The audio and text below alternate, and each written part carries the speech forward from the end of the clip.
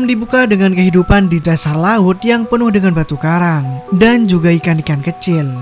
Mereka nampak bahagia hidup berdampingan sampai akhirnya sesuatu yang belum pernah dirasakan terjadi, di mana arus laut di seluruh bumi mulai bergerak tak beraturan, yang membuat semua kehidupan laut mulai panik bahagia. Scene lalu berpindah ke sebuah keluarga yang sedang santuy di lautan Karibia untuk mengisi waktu liburan mereka. Keluarga itu terdiri dari sang ayah yang bernama Tom, istrinya yang bernama Julia, anak pertamanya yang perempuan bernama Casey, dan anak bungsu laki-laki bernama Ben. Keempatnya kemudian melakukan kesibukannya masing-masing, seperti Tom dan Ben yang memilih memancing ikan, Casey yang sedang nyantai sambil dangdutan, dan Julia yang lebih memilih untuk berenang.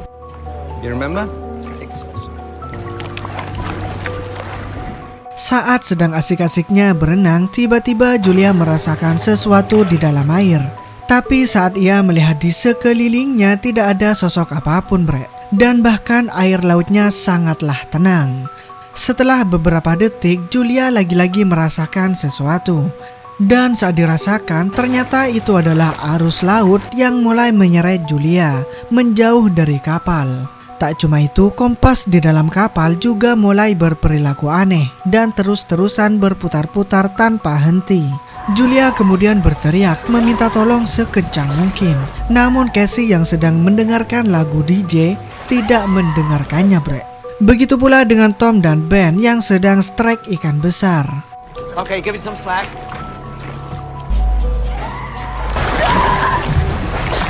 Tapi untungnya Tom mendengar teriakan Julia dan segera meminta Casey untuk melajukan kapalnya ke arah Julia.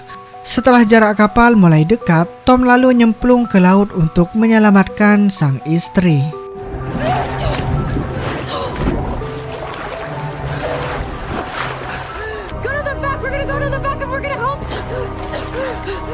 Setelah Julia berhasil diselamatkan, ia memberitahu keluarganya kalau dirinya tiba-tiba terseret menjauh, seolah-olah air laut ini berjalan ke arah selatan.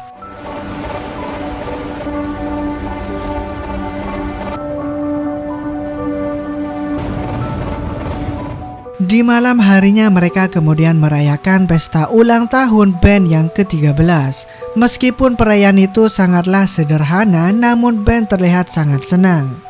Ben kemudian mendapatkan hadiah dari Tom dan Julia, sebuah laptop yang memang sudah diidam-idamkan Ben sejak masih dalam kandungan, Tom lalu memperingati Ben agar tidak terus-terusan bermain game FF dengan laptop itu.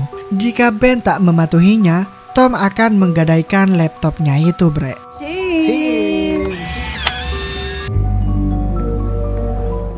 Setelah pesta perayaan selesai, Casey kemudian mendapatkan video call dari pacarnya. Kemudian keduanya sedang asik-asikan menanyakan kabarnya masing-masing. Tiba-tiba Casey melihat badai petir mengerikan yang muncul di belakang pacarnya.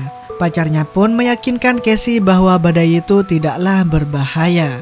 Namun ketika badai mulai mendekat, sinyal mereka tiba-tiba putus. Hal ini pun membuat Casey panik. Ia lalu memberitahukan Tom kalau kota telah dilanda badai besar. Tapi saat mereka belum sempat mencari tahu apa yang terjadi, tiba-tiba mereka mendengar suara seperti ceret-ceret. Dan saat mereka keluar, suara itu ternyata dari kawanan paus yang berperilaku aneh. Dan salah satu paus itu tidak sengaja menabrak bagian bawah kapal. Karena takut ada kebocoran, Tom pun memutuskan menyelam untuk mengeceknya. Namun setelah Tom muncul ke permukaan kembali, entah kenapa ia mengalami luka suekan di bagian bahunya,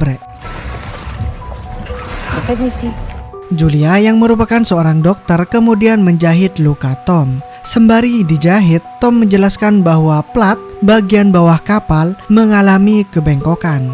Begitu pula dengan baling-balingnya. Sementara itu Casey mencoba mencari sinyal untuk menghubungi pacarnya. Namun sudah beberapa jam, sinyal pun juga belum muncul. Begitu juga dengan Tom dan Julia yang mulai panik karena radio komunikasi mereka sama sekali tidak ada yang menjawabnya. Seolah-olah tidak ada manusia lain selain diri mereka. Dikarenakan baling-baling kapal mengalami kerusakan, Tom pun mulai menyimpulkan kalau mereka sekarang sudah terdampar. Tapi Tom meyakinkan Julia kalau mereka akan selamat karena lokasi mereka berada di jalur perairan. Meskipun begitu, Tom juga mulai khawatir karena makanan yang mereka bawa hanya bisa cukup untuk 4 hari saja, bre. Di saat itu juga tiba-tiba mereka mendengar suara gemuruh dari angkasa. Dan di saat dilihat, ternyata suara itu berasal dari benda-benda bercahaya yang jatuh dari langit. What is that? Melihat benda bercahaya itu mulai jatuh semakin dekat, Tom pun nekat menyalakan mesinnya dan berpindah tempat untuk menghindari kejatuhan benda yang diduga sebagai meteor.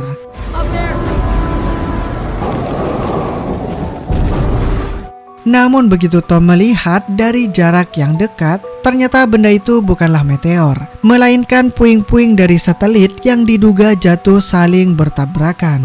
Tak lama kemudian, tiba-tiba angin kencang mulai menerpa mereka, bre.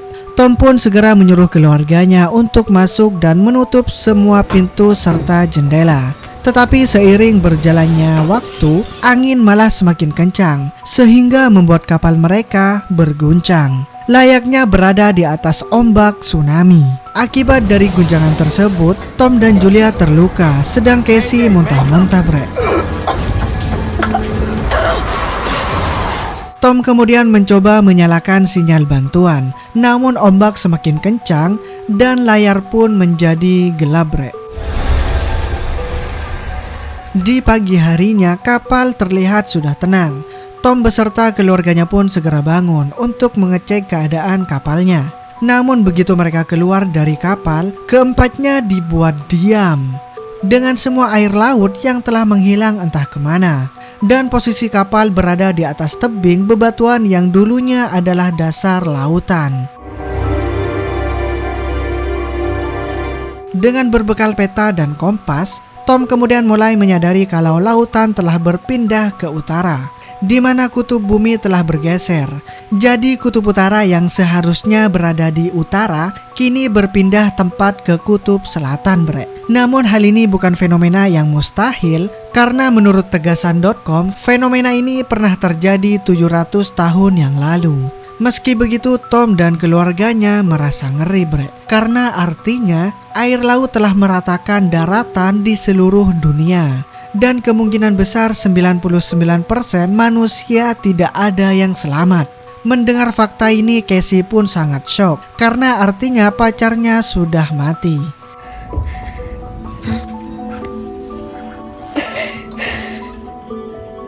Julia kemudian mulai mengumpulkan perbekalan, sedangkan Ben menerbangkan balon sisa pesta semalam agar para penyintas yang selamat bisa melihat keadaan mereka. Tom kemudian iseng mengirimkan sinyal radio, siapa tahu ada yang menjawabnya, ya kan? Dan saat ditunggu beberapa menit, ternyata ada seorang pria yang menjawab komunikasi dari radio Tom. Pria itu bernama Nuto, yang merupakan kapten kapal selam kecil, di mana sebelum bencana Nuto dan satu rekannya sedang menjalankan misi di dasar laut. Dan itulah mengapa Nuto masih selamat, bre.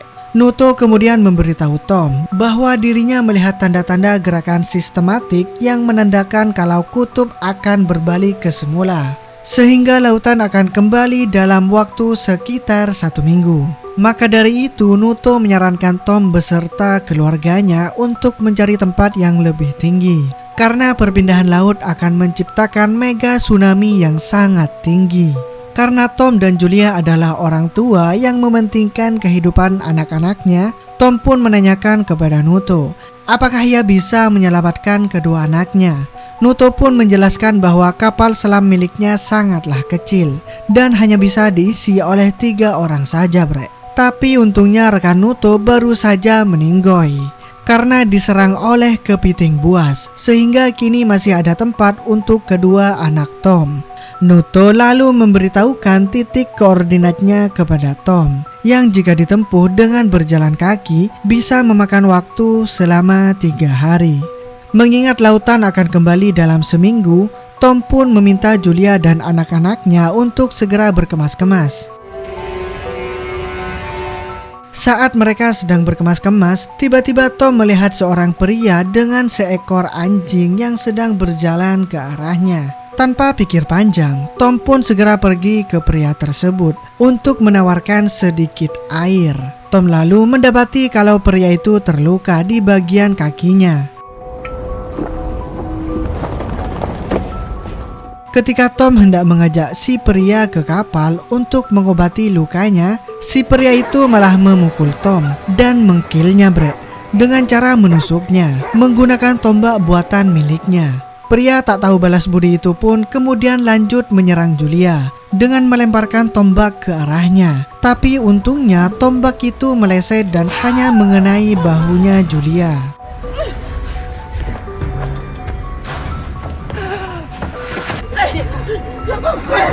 Julia lalu memberikan flare gun kepada Casey dan menyembunyikan Casey serta Ben ke dalam kursi, sedangkan dirinya bersembunyi di balik toilet sambil memegang pisau untuk berjaga-jaga. Si pria yang kita sebut saja namanya si Pao kemudian berhasil mendobrak pintu kapal lalu memakan makanan milik mereka.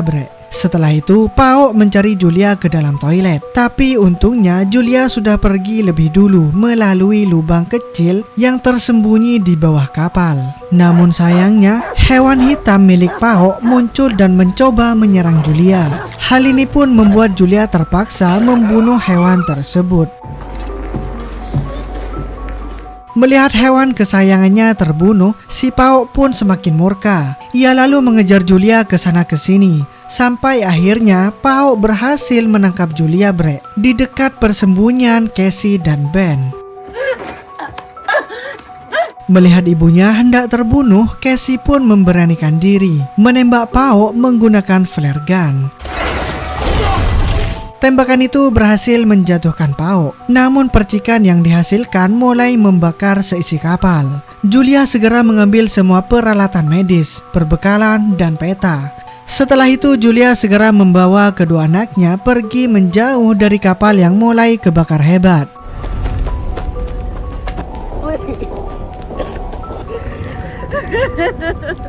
Saat ketiganya sedang meratapi kematian Tom, tiba-tiba si Pao keluar dari dalam kapal. Tak pikir panjang, Julia, Ben, dan Casey pun berlari sekencang mungkin, tepat saat kapal itu meledak. Ketiganya lalu berlari melintasi bukit karang dan beristirahat di ngarai bebatuan, di mana air yang mengalir di sana tidak bisa diminum karena asin dan bau. Di sini Ben mulai menyalahkan dirinya sendiri karena dirinya lah yang menyebabkan si Pao datang setelah menerbangkan balonnya itu. Namun Julia menyatakan kalau itu bukan salah Ben, melainkan sudah takdir Di saat itu juga mereka melihat si Pao dari kejauhan. Ketiganya pun kembali berlari sekencang mungkin. Selama perjalanan, Ben menemukan bangkai hiu martil dan mencoba untuk mengambil dagingnya. Tetapi karena si Pao masih mengikuti mereka, Julia pun memaksa Ben untuk melanjutkan pelariannya. Di dalam pelariannya, mereka melewati ratusan tong berisi limbah beracun. Mereka juga melewati tumpukan sampah laut yang berkumpul di atas bukit bebatuan. Setelah dirasa cukup jauh dari si Pao, mereka kemudian tak sengaja menemukan bangkai pesawat pribadi yang dulunya tenggelam di dasar lautan. Mereka pun menggunakan bangkai pesawat ini sebagai tempat untuk beristirahat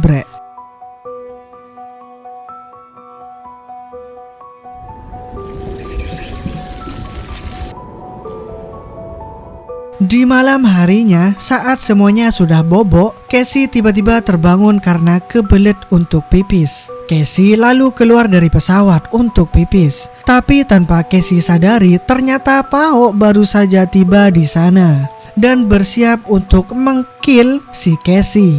Namun untungnya sebelum hal itu terjadi, Julia muncul dan langsung menikam Pao beberapa kali sampai Pao benar-benar pindah alam.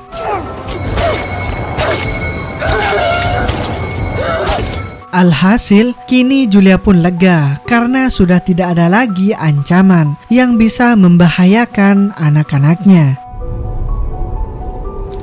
Singkat cerita, di keesokan harinya, Saat ketiganya hendak melanjutkan perjalanan, mereka dikejutkan dengan mayat Pao yang hancur berantakan. Dari situlah Julia sadar kalau masih ada ancaman yang jauh lebih menyeramkan daripada si Pao, yaitu binatang buas, bre.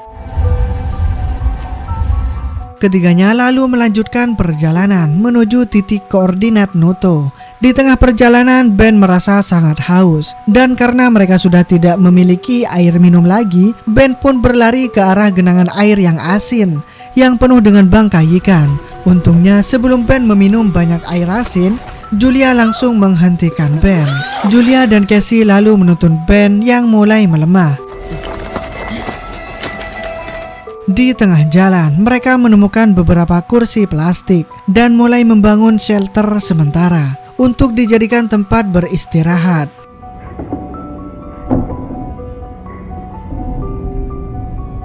Setelah shelter jadi, Julia kemudian menyuntikkan Ben dengan vaksin, sehingga bakteri yang ada di dalam tubuh Ben mati mengenaskan. Singkat cerita, ketika hari sudah mulai gelap, Julia tiba-tiba mendengar suara-suara aneh dari luar. Ia pun keluar dari shelter, dan betapa terkejutnya Julia saat melihat ribuan kepiting Alaska muncul dari balik bukit. Julia pun langsung membangunkan anak-anaknya dan lari sekencang mungkin dari kejaran kepiting tersebut, bre.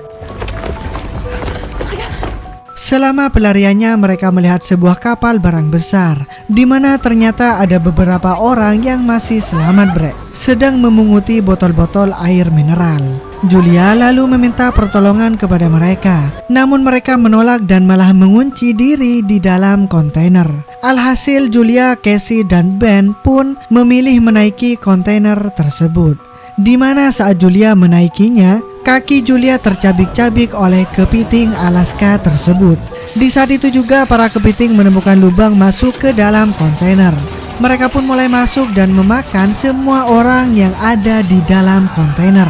Sementara itu, Julia tiba-tiba pingsan akibat gigitan kepiting. Julia terbangun dan mendapati Ben serta Casey sudah menghilang. Tak cuma itu saja, angin kencang juga mulai melanda wilayah tersebut, bre, yang menandakan kalau kutub akan kembali ke semula. Julia akhirnya bertemu lagi dengan Casey dan Ben. Ketiganya lalu masuk ke dalam kontainer untuk mengambil senapan dan beberapa perlengkapan. Selagi menunggu angin kencang mereda, Julia membakar luka di kakinya dengan bubuk museum. Setelah angin menghilang, ketiganya lalu menghubungi Noto melalui telepon satelit milik salah satu mayat dalam kontainer.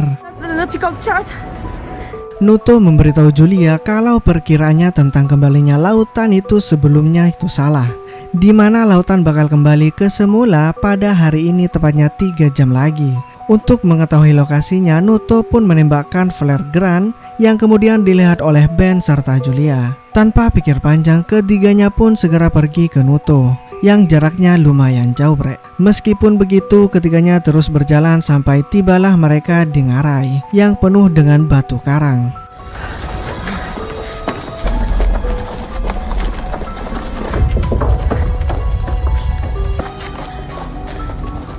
Ketika mereka hampir keluar dari ngarai tersebut, tiba-tiba terjadi longsor batu yang membuat Casey serta Ben terpisah dengan Julia.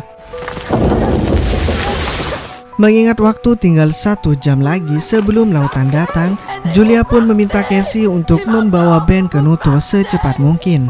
Namun sebelum pergi, Casey dan Ben memberitahu Julia bahwa mereka sangat menyayanginya, bre. Keduanya pun lalu berlari ke kapal selam kecil milik Noto. Sesampainya di sana, Casey mendapati kalau Noto sedang sekarat akibat serangan kepiting. Sadar kalau dirinya akan meninggal, Noto pun menyarankan Casey untuk menjemput Julia, sehingga mereka bisa masuk ke dalam kapal bersama sang ibu. Tanpa pikir panjang, Casey pun berlari kembali ke ngarai untuk menolong Julia. Sementara Julia yang sudah putus asa dikejutkan dengan munculnya ratusan kepiting. Sebagai wujud perlawanan terakhirnya, Julia pun menembaki kepiting-kepiting itu, bre, dengan senapannya. Namun karena terlalu banyak, Julia pun kehabisan peluru. Dan ketika Julia sudah pasrah akan kematiannya, tiba-tiba Casey muncul dari balik batu. Casey lalu mengeluarkan semua tenaganya untuk menarik ibunya keluar. Setelah berhasil, keduanya segera berlari ke kapal selam sambil dikejar oleh ribuan kepiting Alaska.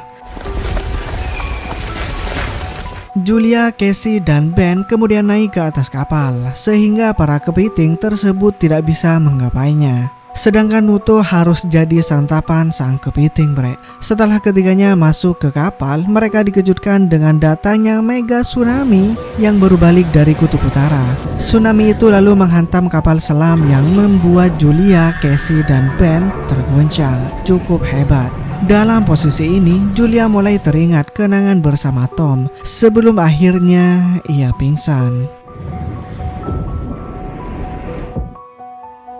Beberapa saat kemudian, ketiganya kemudian tersadar dari pingsannya dan mendapati kalau kapal selam telah berhenti berguncang. Mereka kemudian keluar dari kapal selam tersebut, bre, dan menemukan diri mereka berada di pantai dekat kota besar yang sudah hancur lebur akibat mega tsunami ini. Film ini lalu ditutup dengan Julia, Casey, dan Ben yang berpelukan dan siap menghadapi kehidupan selanjutnya. Oke guys, itulah alur cerita dari film Survive. Semoga kalian terhibur dengan alur cerita yang saya bawakan. Mohon maaf nih bila ada kesalahan kata. Dan gue di sini cabut dulu cuy. Dadah.